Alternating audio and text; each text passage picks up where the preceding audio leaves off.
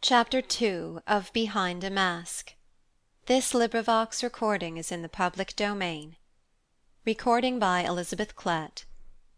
Behind a Mask, or A Woman's Power, by Louisa May Alcott. Chapter 2. A Good Beginning. Only the housemaids were astir when Miss Muir left her room next morning and quietly found her way into the garden.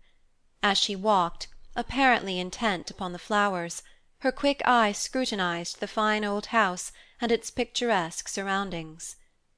"Not bad," she said to herself, adding as she passed into the adjoining park, "but the other may be better, and I will have the best." Walking rapidly, she came out at length upon the wide green lawn which lay before the ancient hall where Sir John Coventry lived in solitary splendor. A stately old place, rich in oaks, well-kept shrubberies, gay gardens, sunny terraces, carved gables, spacious rooms, liveried servants, and every luxury befitting the ancestral home of a rich and honorable race. Miss Muir's eyes brightened as she looked, her step grew firmer, her carriage prouder, and a smile broke over her face, the smile of one well pleased at the prospect of the success of some cherished hope. Suddenly her whole air changed, she pushed back her hat, clasped her hands loosely before her, and seemed absorbed in girlish admiration of the fair scene that could not fail to charm any beauty-loving eye. The cause of this rapid change soon appeared. A hale, handsome man, between 50 and 60, came through the little gate leading to the park, and seeing the young stranger, paused to examine her. He had only time for a glance, however. She seemed conscious of his presence in a moment, turned with a startled look, uttered an exclamation of surprise, and looked as if hesitating whether to speak or run away. Gallant Sir John took off his hat, and said with the old-fashioned courtesy which became him well, "I beg your pardon for disturbing you, young lady. Allow me to atone for it by inviting you to walk where you will, and gather what flowers you like. I see you love them, so pray make free with those about you." With a charming air of maidenly timidity and artlessness, Miss Muir replied, "Oh, thank you, sir, but it is I who should ask pardon for trespassing. I never should have dared if I had not known that Sir John was absent. I always wanted to see this fine old place, and ran over the first thing to satisfy myself." "And are you satisfied?" he asked with a smile. "More than satisfied. I'm charmed, for it is the most beautiful spot I ever saw, and I've seen many famous seats both at home and abroad," she answered enthusiastically. "The Hall is much flattered, and so would its master be if he heard you," began the gentleman with an odd expression. "I should not praise it to him, at least not as freely as I have to you, sir," said the girl, with eyes still turned away. "Why not?" asked her companion, looking much amused. "I should be afraid. Not that I dread Sir John, but I've heard so many beautiful and noble things about him, and respect him so highly, that I should not dare to say much, lest he should see how I admire and what, young lady? Finish, if you please." "I was going to say, love him. I will say it, for he is an old man, and one cannot help loving virtue and bravery." Miss Muir looked very earnest and pretty as she spoke, standing there with the sunshine glinting on her yellow hair, delicate face, and downcast eyes. Sir John was not a vain man, but he found it pleasant to hear himself commended by this unknown girl, and felt redoubled curiosity to learn who she was. Too well bred to ask, or to abash her by avowing what she seemed unconscious of, he left both discoveries to chance, and when she turned, as if to retrace her steps, he offered her the handful of hothouse flowers which he held, saying with a gallant bow, "In Sir John's name let me give you my little nosegay, with thanks for your good opinion, which I assure you is not entirely deserved, for I know him well." Miss Muir looked up quickly, eyed him an instant, then dropped her eyes, and coloring deeply, stammered out, "I did not know. I beg your pardon. You are too kind, Sir John." He laughed like a boy, asking mischievously, "Why call me Sir John? How do you know that I am not the gardener or the butler?" "I did not see your face before, and no one but yourself would say that any praise was undeserved," murmured Miss Muir, still overcome with girlish confusion. "Well, well, we will let that pass, and the next time you come we will be properly introduced. Bella always brings her friends to the Hall, for I am fond of young people." "I am not a friend. I am only Miss Coventry's governess." And Miss Muir dropped a meek curtsy. A slight change passed over Sir John's manner. Few would have perceived it, but Miss Muir felt it at once, and bit her lips with an angry feeling at her heart. With a curious air of pride, mingled with respect, she accepted the still offered bouquet, returned Sir John's parting bow, and tripped away, leaving the old gentleman to wonder where Mrs. Coventry found such a piquant little governess. "That is done, and very well for a beginning," she said to herself as she approached the house. In a green paddock close by fed a fine horse, who lifted up his head and eyed her inquiringly, like one who expected a greeting. Following a sudden impulse, she entered the paddock, and pulling a handful of clover, invited the creature to come and eat.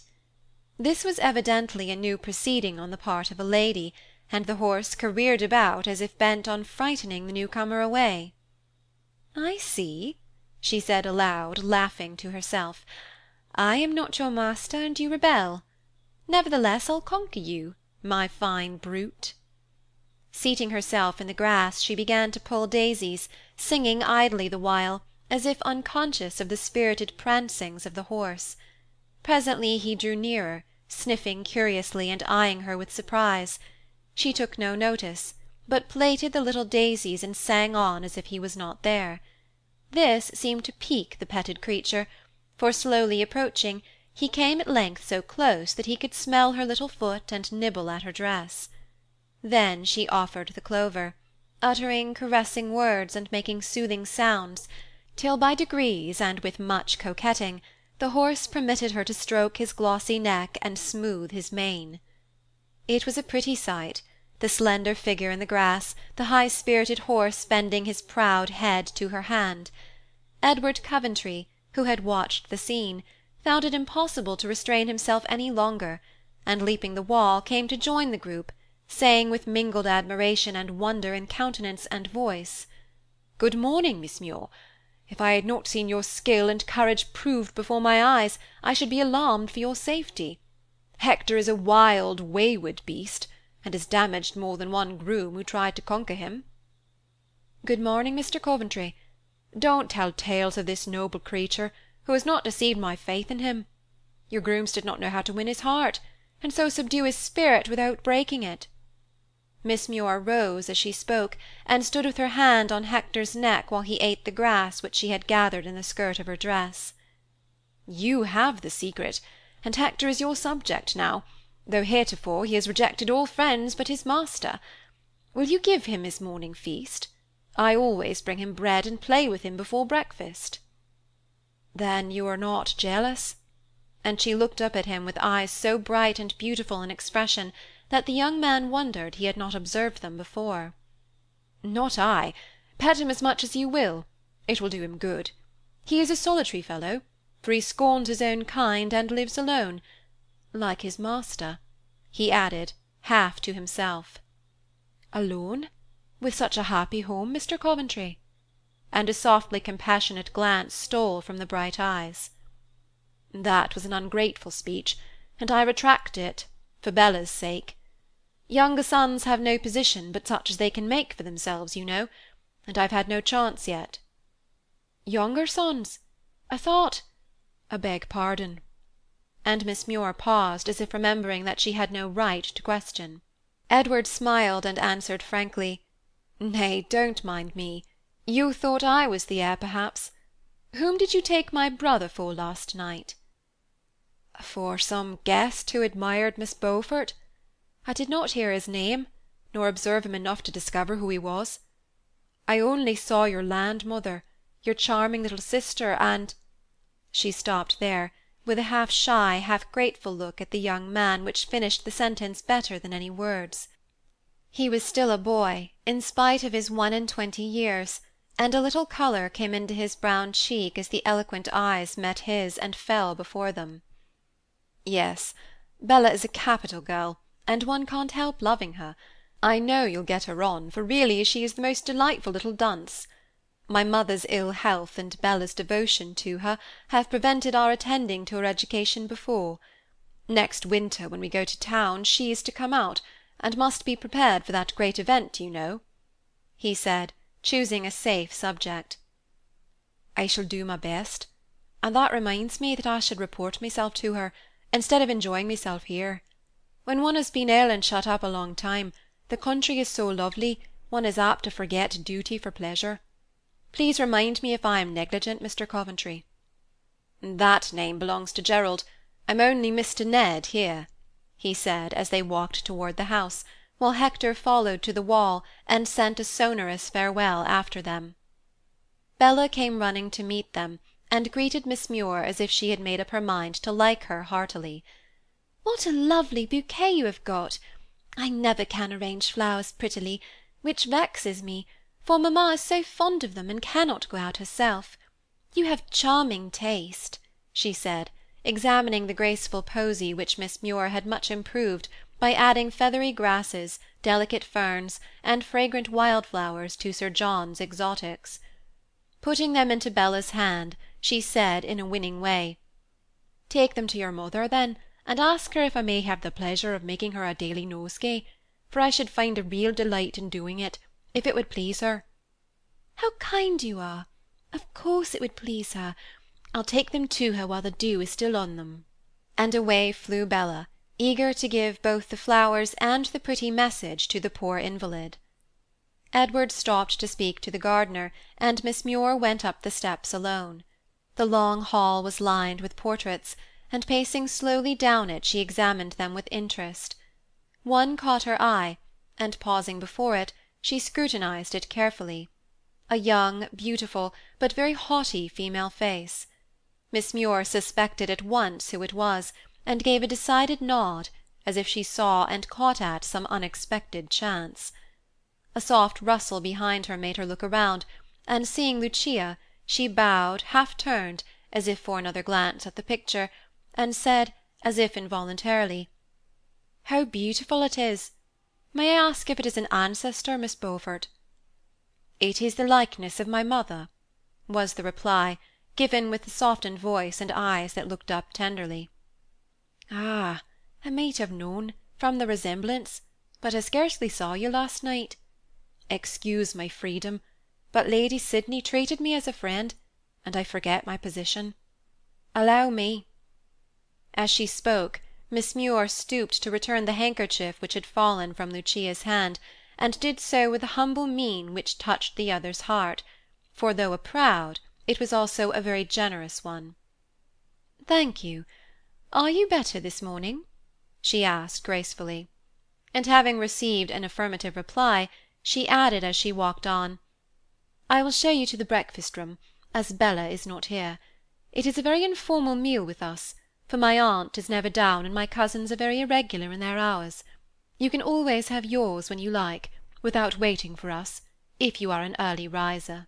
Bella and Edward appeared before the others were seated, and Miss Muir quietly ate her breakfast, feeling well satisfied with her hour's work. Ned recounted her exploit with Hector, Bella delivered her mother's thanks for the flowers, and Lucia more than once recalled, with pardonable vanity, that the governess compared her to her lovely mother, expressing by a look as much admiration for the living likeness as for the painted one. All kindly did their best to make the pale girl feel at home, and their cordial manner seemed to warm and draw her out, for she soon put off her sad, meek air, and entertained them with gay anecdotes of her life in Paris, her travels in Russia, when governess in Prince Jermadoff's family, and all manner of witty stories that kept them interested and merry long after the meal was over. In the middle of an absorbing adventure, Coventry came in, nodded lazily, lifted his brows, as if surprised at seeing the governess there, and began his breakfast as if the ennui of another day had already taken possession of him. Miss Muir stopped short, and no entreaties could induce her to go on. Another time I will finish it, if you like. Now Miss Bella and I should be at our books." And she left the room, followed by her pupil, taking no notice of the young master of the house, beyond a graceful bow in answer to his careless nod. Merciful creature! She goes when I come, and does not make life unendurable by moping about before my eyes. Does she belong to the moral, the melancholy, the romantic, or the dashing class, Ned? Said Gerald, lounging over his coffee as he did over everything he attempted. To none of them. She is a capital little woman. I wish you had seen her tame Hector this morning. And Edward repeated his story. Not a bad move on her part, said Coventry in reply. She must be an observing as well as an energetic young person, to discover your chief weakness and attack it so soon. First tame the horse, and then the master. It'll be amusing to watch the game, only I shall be under the painful necessity of checkmating you both, if it gets serious. You needn't exert yourself, old fellow, on my account. If I was not above thinking ill of an inoffensive girl, I should say you were the prize best worth winning, and advise you to take care of your own heart, if you've got one, which I rather doubt. I often doubt it myself, but I fancy the little Scotchwoman will not be able to satisfy either of us upon that point. How does your Highness like her? Asked Coventry of his cousin, who sat near him. Better than I thought I should. She is well bred, unassuming, and very entertaining when she likes. She has told us some of the wittiest stories I've heard for a long time. Didn't our laughter wake you? Replied Lucia. Yes. Now atone for it by amusing me with a repetition of these witty tales. That is impossible. Her accent and manner are half the charm, said Ned. I wish you had kept away 10 minutes longer, for your appearance spoilt the best story of all. Why didn't she go on? Asked Coventry, with a ray of curiosity. You forget that she overheard us last night, and must feel that you consider her a bore. She has pride, and no woman forgets speeches like those you made, answered Lucia. Or forgives them either, I believe. Well, I must be resigned to languish under her displeasure then. On Sydney's account, I take a slight interest in her. Not that I expect to learn anything from her, for a woman with a mouth like that never confides or confesses anything. But I have a fancy to see what captivated him, for captivated he was, beyond a doubt, and by no lady whom he met in society. Did you ever hear anything of it, Ned? Asked Gerald. I'm not fond of scandal or gossip, and never listen to either. With which remark Edward left the room. Lucia was called out by the housekeeper a moment after, and Coventry left to the society most wearisome to him, namely his own. As he entered, he had caught a part of the story which Miss Muir had been telling, and it had excited his curiosity so much that he found himself wondering what the end could be, and wishing that he might hear it. What the deuce did she run away for when I came in? He thought. If she is amusing, she must make herself useful, for it's intensely dull, I own, here, in spite of Lucia. Hey, what's that? It was a rich, sweet voice, singing a brilliant Italian air, and singing it with an expression that made the music doubly delicious. Stepping out of the French window, Coventry strolled along the sunny terrace, enjoying the song with the relish of a connoisseur. Others followed, and still he walked and listened, forgetful of weariness or tune. As one exquisite air ended, he involuntarily applauded. Miss Muir's face appeared for an instant, then vanished, and no more music followed, though Coventry lingered, hoping to hear the voice again. For music was the one thing of which he never wearied, and neither Lucia nor Bella possessed skill enough to charm him. For an hour he loitered on the terrace or the lawn, basking in the sunshine, too indolent to seek occupation or society.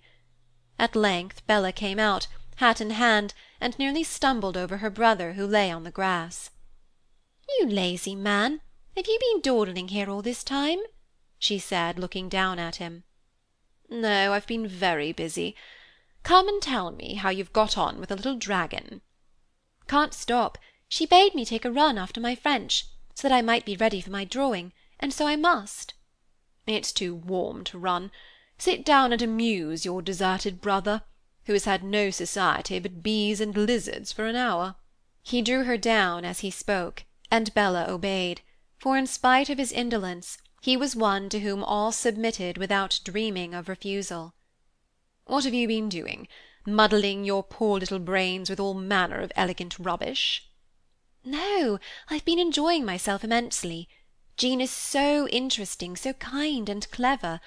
She didn't bore me with stupid grammar, but just talked to me in such pretty French that I got on capitally, and like it as I never expected to, after Lucia's dull way of teaching it." "What did you talk about?" "Oh, all manner of things. She asked questions and I answered, and she corrected me." "Questions about our affairs, I suppose?" "Not one. She don't care two sous for us or our affairs. I thought she might like to know what sort of people we were, so I told her about papa's sudden death, Uncle John, and you and Ned. But in the midst of it she said, in her quiet way, 'You are getting too confidential, my dear. It is not best to talk too freely of one's affairs to strangers. Let us speak of something else.'" "What were you talking of when she said that, Belle?" "You." "Ah, then no wonder she was bored." "She was tired of my chatter, and didn't hear half I said, for she was busy sketching something for me to copy, and thinking of something more interesting than the Coventrys." "How do you know?" "By the expression of her face. Did you like her music, Gerald?" "Yes. Was she angry when I clapped?" "She looked surprised, then rather proud, and shut the piano at once, though I begged her to go on. Isn't Jean a pretty name?" "Not bad. But why don't you call her Miss Muir?" "She begged me not. She hates it, and loves to be called Jean alone. I've imagined such a nice little romance about her, and some day I shall tell her, for I'm sure she has had a love trouble." "Don't get such nonsense into your head, but follow Miss Muir's well-bred example, and don't be curious about other people's affairs. Ask her to sing tonight. It amuses me." "She won't come down, I think. We've planned to read and work in my boudoir, which is to be our study now. Mamma will stay in her room, so you and Lucia can have the drawing-room all to yourselves." "Thank you. What will Ned do?" "He will amuse mamma, he says. Dear old Ned. I wish you'd stir about and get him his commission. He's so impatient to be doing something, and yet so proud he won't ask again, after you have neglected it so many times and refused Uncle's help." "I'll attend to it very soon. Don't worry me, child. He will do very well for a time, quietly here with us." "You always say that, yet you know he chafes and is unhappy at being dependent on you. Mamma and I don't mind, but he is a man, and it frets him. He said he'd take matters into his own hands soon, and then you may be sorry you were so slow in helping him." "Miss Muir is looking out of the window. You'd better go and take your run, else she will scold." "Not she. I'm not a bit afraid of her, she's so gentle and sweet. I'm fond of her already. You'll get as brown as Ned lying here in the sun. By the way, Miss Muir agrees with me in thinking him handsomer than you." "I admire her taste, and quite agree with her." "She said he was manly, and that was more attractive than beauty in a man. She does express things so nicely. Now I'm off." And away danced Bella, humming the burden of Miss Muir's sweetest song. "Energy is more attractive than beauty in a man. She is right, but how the deuce can a man be energetic with nothing to expend his energies upon?" mused Coventry, with his hat over his eyes. A few moments later, the sweep of a dress caught his ear. Without stirring, a sidelong glance showed him Miss Muir coming across the terrace as if to join Bella. 2 stone steps led down to the lawn. He lay near them, and Miss Muir did not see him till close upon him. She started and slipped on the last step, recovered herself, and glided on, with a glance of unmistakable contempt as she passed the recumbent figure of the apparent sleeper. Several things in Bella's report had nettled him, but this look made him angry, though he would not own it, even to himself. "Gerald, come here quick!"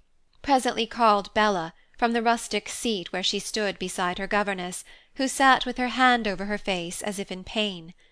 Gathering himself up, Coventry slowly obeyed, but involuntarily quickened his pace as he heard Miss Muir say, "Don't call him, he can do nothing," for the emphasis on the word he was very significant. "What is it, Bella?" he asked, looking rather wider awake than usual. "You started Miss Muir and made her turn her ankle. Now help her to the house, for she is in great pain, and don't lie there any more to frighten people like a snake in the grass," said his sister petulantly. "I beg your pardon. Will you allow me?" And Coventry offered his arm. Miss Muir looked up with the expression which annoyed him, and answered coldly, "Thank you, Miss Bella will do as well." "Permit me to doubt that." And with a gesture too decided to be resisted, Coventry drew her arm through his and led her into the house.